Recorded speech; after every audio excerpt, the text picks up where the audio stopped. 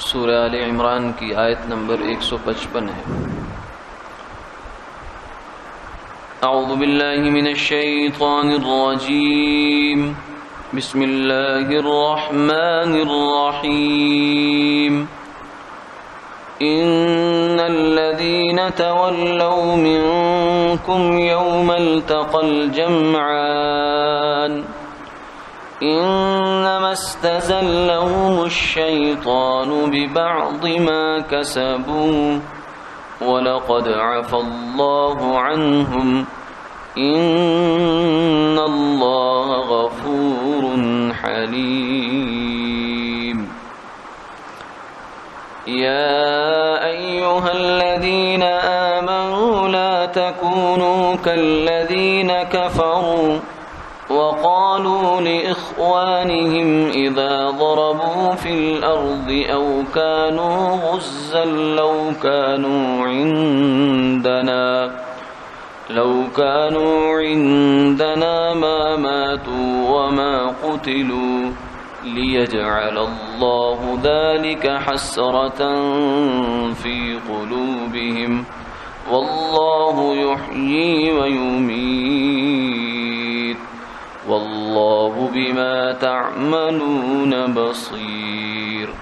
ولئن قتلتم في سبيل الله أو متم لمغفرة من الله ورحمة خير مما يجمعون ولئن متم أو قتلتم لإلى الله تحشرون۔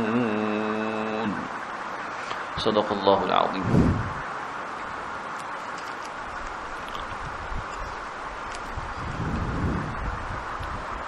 یقیناً تم لوگوں میں سے جنہوں نے پشت پھیر دی تھی جس روز کے دونوں جماعتیں باہم مقابل ہوئیں، اس کے سوا اور کوئی بات نہیں ہوئی کہ ان کو شیطان نے لغزش دے دی ان کے بعض اعمال کے سبب سے، اور یقین رکھو کہ اللہ نے ان کو معاف فرما دیا۔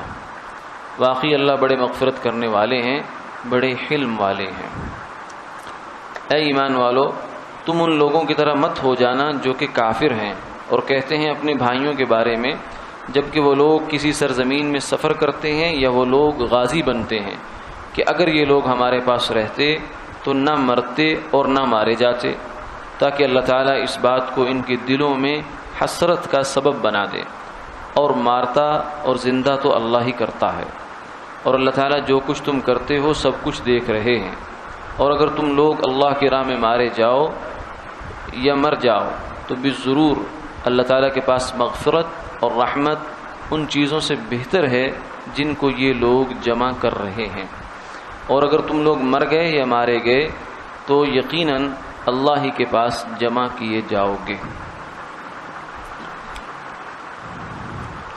پہلی آیت مبارکہ میں جو پیچھے سے مضمون چلا آ رہا ہے کہ احد کے میدان میں بعض صحابہ کی لغزش ہوئی جس کی وجہ سے حاصل شدہ فتح جو ہے وہ شکست میں بدل گئی، تو اسی کی نسبت پہلے بھی عرض کیا گیا تھا کہ یہ صحابہ کا گناہ نہیں تھا، کیونکہ گناہ وہ ہوتا ہے کہ جو انسان قصداً اور ارادتاً جان بوجھ کر نافرمانی کرتا ہے۔ جو نافرمانی جان بوجھ کر نہ ہو بلکہ وہ غلطی سے ہو جائے وہ گناہ نہیں ہوتا، وہ مسٹیک ہوتی ہے، خطا ہوتی ہے، جس کو کا انسان کو افسوس بھی ہوتا ہے، وہ کرنا نہیں چاہتا لیکن اس سے وہ ہو جاتی ہے۔ گناہ اور غلطی اور خطا میں بہت بڑا فرق ہوتا ہے۔ تو بعضی لوگ احد کے جو واقعہ میں جیسے شکست ہوئی اور پھر صحابہ جو ہیں وہ اپنی اپنی جگہوں سے ہٹ گئے اور ان کو سمجھ نہیں آئی کہ کیا کرنا ہے، کیسے کرنا ہے، اس کو جو ہے منفی رنگ دیتے ہیں۔ آج بھی، اس زمانے میں بھی دیتے تھے۔ عبداللہ بن عمر رضی اللہ تعالیٰ عنہ کے پاس ایک صاحب آئے مصر سے، جس زمانے میں سیدنا عثمان ابن عفان رضی اللہ تعالیٰ عنہ کے خلاف پروپیگنڈا شروع ہوا تھا۔ تو انہوں نے آ کر عبداللہ بن عمر بیٹھے ہوئے تھے کعبۃ اللہ میں، تو آ کر کچھ سوالات کیے۔ ایک سوال یہ کیا یعنی ان کی کوشش یہ تھی کہ سیدنا عثمان رضی اللہ تعالیٰ عنہ کو جو ہے وہ نااہل ثابت کیا جائے اور ان کو ڈیگریڈ کیا جائے. تو پوچھا آ کر کہ سیدنا عثمان جنگ بدر میں شریک ہوئے؟ آپ نے کہا نہیں. اچھا جی، احد میں سیدنا عثمان فرار ہونے والوں میں شامل تھے؟ عبداللہ بن عمر نے فرمایا ہاں تھے. پھر کہنے لگا کہ صلح حدیبیہ میں جو بیعت رضوان ہوئی ہے اس میں سیدنا عثمان شریک تھے؟ آپ نے فرمایا نہیں تھے.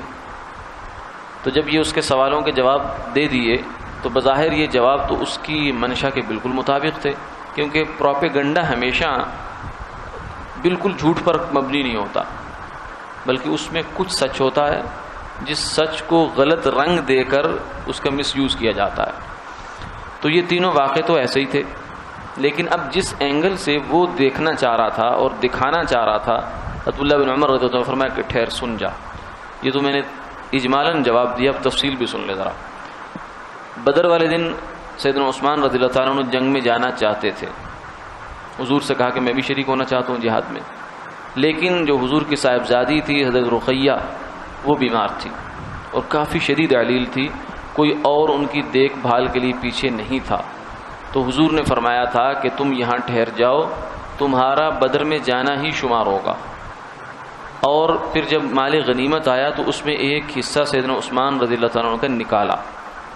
تو یہ اصل واقعہ تھا، اصل حقیقت یہ تھی. لیکن اس کو رنگ کیسے دیا اس نے کہ حضرت عثمان تو بدر میں شریک ہی نہیں ہوئے، یعنی گویا کہ نعوذ باللہ جہاد سے پہلو تہی کرتے تھے، جہاد میں شریک نہیں ہوئے، بزدلی کا الزام لگایا. اور دوسری چیز فرمایا کہ احد میں جو فرمایا کہ جو لوگ میدان جنگ سے بھاگے تھے ان میں یقیناً شریک تھے، لیکن جب اللہ نے کہہ دیا وَلَقَدْ عَفَى اللَّهُ عَنْهُمْ، تو اب تمہیں اس میں کچھ کہنے سننے کا کیا حق حاصل ہے؟ ایک بات. دوسری بات یہ ہے کہ جو فرار من الزحف، لڑائی سے بھاگنا بڑا جرم ہے، اس کو اکبر الکبائر میں شمار کیا گیا. یہ اس حکم سے پہلے کا واقعہ ہے، یعنی وہ گناہ ہے ہی نہیں، اور گناہ بھی نہیں، وہ ایک زیادہ سے زیادہ ایک خطا ہے. سچویشن کے لحاظ سے انہوں نے سمجھا کہ اس وقت کا تقاضا یہی ہے تو انہوں نے کر دیا، یعنی بزدلی کی وجہ سے میدان جنگ چھوڑ کر نہیں بھاگے. تو اس لیے یہ کوئی الزام نہیں ہے. اور رہا تیسرا واقعہ کہ صلح حدیبیہ کے موقع پر جو ہے وہ عثمان شریک بیعت رضوان میں تھے کہ نہیں تھے، تو فرمایا کہ سیدنا عثمان کو حضور نے سفیر بنا کر مکہ مکرمہ بھیجا ہوا تھا. اور ساتھ ہی آپ نے جب سب کی بیعت لے لی، اور بلکہ بیعت فرمایا کہ تیری معلومات کے لیے میں بتاتا ہوں کہ یہ بیعت تو ہوئی خون عثمان کا بدلہ لینے کے لیے تھی. یہ تو ان کی منقبت ہے، فضیلت ہے، کیونکہ یہ شہرت پکڑ گئی تھی بات کہ ان کو شہید کر دیا گیا. تو آپ نے فرمایا کہ اب ہم پہلے تو ہم عمرے کے ارادے سے آئے تھے، لیکن اب ہم لڑے بغیر واپس نہیں جائیں گے. اس پر بیعت ہوئی تھی. اور پھر بھی حضور نے مزید جو ہے وہ برکت کے لیے بھی اور آپ کی منقبت کو اور جو ہے وہ کرنے کے لیے بھی فرمایا تھا کہ اگر عثمان موجود ہوتے تو اس بیعت میں شریک ہوتے، لیکن یہ ہاتھ عثمان کا ہے. تو پھر یہ تینوں جواب دینے کے بعد اسے فرمایا اذهب بها الآن معك، جو تو نے سوال کیے ہیں اپنے مطلب کے لیے، تو یہ جو جواب ہیں حقائق یہ بھی ساتھ ہی لیتا جا. تو یہ اس شخص کو فرمایا. تو ان آیات کے اندر بھی یہ ہے کہ جن لوگوں سے یہ واضح آیت فرما رہی انما استزلهم الشیطان، کہ جن لوگوں سے یہ غلطی ہوئی تھی یہ شیطان نے ان کو لغزش دی تھی. زلہ لغزش کو کہتے ہیں، گناہ کو نہیں کہتے. تو لغزش جو اور خطا جو ہے اس کا درجہ اور ہوتا ہے، گناہ کا درجہ اور ہوتا ہے. تو اس لیے صحابہ کی نکتہ چینی میں اس واقعے کو استعمال کرنا یہ بہت بڑی زیادتی ہے. قرآن پاک کے مدعا اور منشا کے بالکل خلاف ہے. وَلَقَدْ عَفَى اللَّهُ عَنْهُمْ، اللہ نے ان کو معاف کر دیا. إِنَّ اللَّهَ غَفُورٌ حَلِيمٌ، اللہ بے شک بخشنے والے حلم والے ہیں. آگے کی آیات میں یہ فرمایا ہے کہ پیچھے منافقین کا قول ذکر کیا گیا تھا کہ انہوں نے کہا تھا کہ مدینہ منورہ میں اگر رہتے، جنگ میں جاتے تو ہم نہ مارے جاتے، اتنے بندے ہمارے نہ قتل ہوتے. آگے اس کی بھی تردید کر دی. لیکن اب مسلمانوں کی طرف روئے سخن ہے، جو گفتگو کا مخاطب ہے وہ مسلمان ہیں. فرمایا کہ اے ایمان والو، کافر تو یہ بات کہتے ہی کہتے ہیں، لیکن تم یہ بات زبانوں پر نہ لانا، کیونکہ یہ بات کفر کی ہے کہ آدمی یہ بات کہے. ایک ہے محاورتاً ویسے کہہ دینا، اور ایک ہے واقعتاً یہ بات کہنا کہ فلاں بندہ فلاں جگہ شہید ہو گیا، اگر وہ یہاں ہوتا تو شہید نہ ہوتا، تو اس کی زندگی اب بھی بچ جاتی. تو یہ سادہ بات نہیں ہے، یہ عقیدہ تقدیر کا انکار ہے، کیونکہ تقدیر کا عقیدہ یہ ہے کہ جو کچھ ہوا، جو کچھ ہوتا ہے، یہ سب اللہ کے لکھے ہوئے کے مطابق ہو رہا ہے، اس میں ایک ذرے کی موت حیات، اذا جاء اجلهم لا يستأخرون ساعة ولا يستقدمون، موت کا جب وقت آتا ہے تو ایک سیکنڈ کے ہزارویں لاکھویں حصے میں بھی تاخیر نہیں ہوتی۔ تو اس لیے یہ بات اگر کوئی واقعتاً اس انداز سے کہتا تو یہ کفر ہے، اور یہ کفر کی مہم تو ہے ہی ہے، شبہ پڑتا ہے، اس لیے مسلمانوں کو ایسی بات زبان پر لانے سے بھی منع کر دیا گیا۔ ہمارا عام طور سے ایک طرز عمل ہوتا ہے کہ ہم بہت سی باتیں دین کے بارے میں یا اس طرح کے عقائد کے حوالے سے ان کو بہت ہلکا لیتے ہیں اور کہتے ہیں بات ہی تو ہے، لیکن قرآن کہتے ہیں نہ، یہ اگرچہ بات ہی ہے لیکن تم نے یہ بات اپنی زبان سے نہیں نکالنی، لا تکونوا کالذین، اس لیے کہ اگر یہ بات کرو گے من تشبہ بقوم فہو منہم، تو ایسا نہ ہو کہ تمہارا شمار بھی منافقین کے صفوں میں ہو جائے۔ ان کی بات کیا تھی؟ کب؟ جب کوئی مسلمان، جب بھی مسلمان جو ہے راہ خدا میں نکلتے ہیں، سفر کرتے ہیں علم کے لیے، دین سیکھنے کے لیے، دعوت کے لیے، یا جہاد میں جاتے ہیں اور وہاں جا کر ان کا انتقال ہو جاتا ہے، یا ان کو کوئی پیچھے دنیاوی تھوڑا بہت نقصان ہو جاتا ہے، تو یہ کیا کہتے ہیں کہ اگر وہ راہ خدا میں نہ جاتے تو یہ نقصان نہ ہوتا۔ تو فرمایا کہ یہ جو ان کی سوچ ہے یہ بہت محدود اور سطحی سوچ ہے، اس لیے کہ اللہ کے راستے میں نکلنا، چاہے وہ جہاد کے لیے ہو، آدمی شہید ہو جائے یا غازی بن کے آئے، یا طلب علم کے لیے نکلا، طالب علم جو نکلتا ہے وہ تو فرشتے اس کے قدموں کے نیچے پر بچھاتے ہیں۔ اور فرمایا من جاءہ الموت وهو يطلب العلم ليحيي به الاسلام بينه وبين النبيين درجة واحدہ، کہ جو بندہ راہ خدا میں علم کی طلب میں نکلتا ہے، نیت یہ ہے کہ میں اسلام کو زندہ کروں گا، اسلام اللہ زندہ کریں گے میرے ذریعے سے، دنیا کمانے کے لیے نہیں، اور اس کو موت آ جاتی ہے، علم کے راستے میں موت آ جاتی ہے، بینہ و بین النبیین درجۃ واحدہ، قیامت والے دن اللہ اس آدمی کو، چاہے یہ 14ویں صدی میں ہے یا 15ویں میں ہے یا 16ویں میں ہے، یہ اعزاز دیں گے بینہ و بین النبیین درجۃ واحدہ، اس کے درمیان اور انبیاء علیہ السلام کے درمیان صرف ایک درجے کا فرق ہوگا، یہ اتنی بڑی فضیلت۔ تو فرمایا کہ جو منافقین ہیں یہ جو ہے دنیا کے لیے تو ان کو سمجھ میں آتا ہے نکلنا، آج بھی ہمارا یہ حال ہے کہ دنیا کے لیے اگر کوئی باہر ملک میں 10 سال کے لیے بھی چلا جائے تو ہم کہتے ہیں کوئی بات نہیں، نوجوان ہے، نئی نئی شادی ہے، والدین بوڑھے ہیں، وہ کہتے ہیں میرا ویزا آ گیا انگلینڈ کا، کہتے ہیں بیٹا جا تو فکر نہ کر، پچھوں میں سنبھال لاں گا۔ لیکن اگر وہ کہے کہ مجھے چلے کے لیے 4 مہینے کے لیے جانا ہے یا مجھے دین سیکھنے کے لیے کچھ وقت نکالنا ہے، نہ ساڈا کام نہیں چلتا پچھوں۔